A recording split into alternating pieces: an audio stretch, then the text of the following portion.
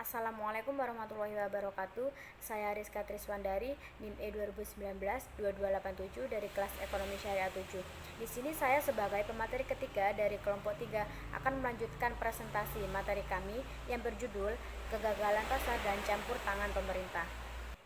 Yang kelima, adanya pasar tidak lengkap atau incomplete market. Suatu pasar dikatakan lengkap apabila pasar tersebut menghasilkan semua barang dan jasa yang biaya produksinya lebih kecil daripada harga yang mau dibayar oleh masyarakat. Yang keenam, adanya kegagalan informasi. Pada beberapa kasus, masyarakat sangat membutuhkan informasi yang tidak dapat disediakan oleh pihak swasta. Misalnya perakiraan cuaca. Para petani, pelaut sangat membutuhkan informasi mengenai perakiraan cuaca. Akan tetapi, tidak ada pihak swasta yang menyediakan informasi mengenai perakiraan cuaca tersebut. Dalam hal ini, maka pemerintah yang harus menyediakan informasi cuaca yang sangat dibutuhkan oleh masyarakat. Yang ketujuh, kegagalan pemerintah.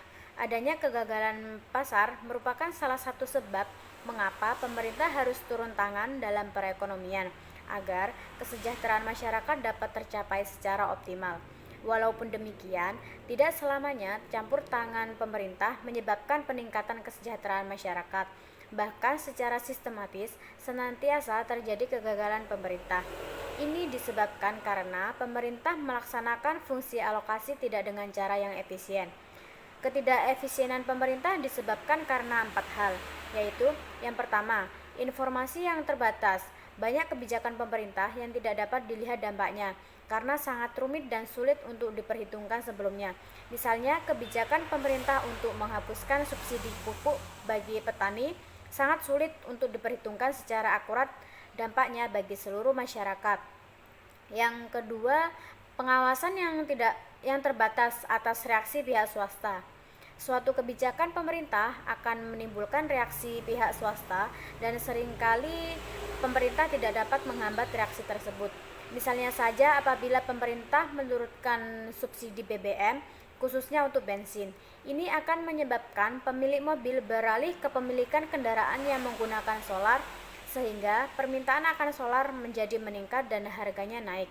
Dalam hal ini, karena pertimbangan untuk memiliki mobil sepenuhnya berada pada swasta atau masyarakat, maka pemerintah tidak dapat melarang seseorang untuk menjual mobil yang menggunakan bensin ke mobil yang menggunakan solar.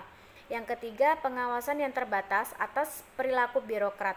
Pemerintah tidak dapat mengawasi secara ketat perilaku para birokrat, sedangkan pelaksanaan kebijakan pemerintah umumnya didelegasikan pada berbagai tingkat birokrat yang mempunyai persepsi dan kepentingan yang berbeda-beda, sehingga kebijakan pemerintah mungkin menimbulkan hasil yang berbeda dengan apa yang diinginkan.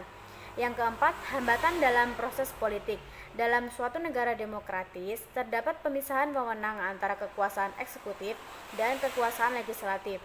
Sering terjadi kebijakan yang akan dilaksanakan oleh eksekutif terhambat oleh proses pengambilan keputusan karena harus disetujui terlebih dahulu oleh pihak legislatif.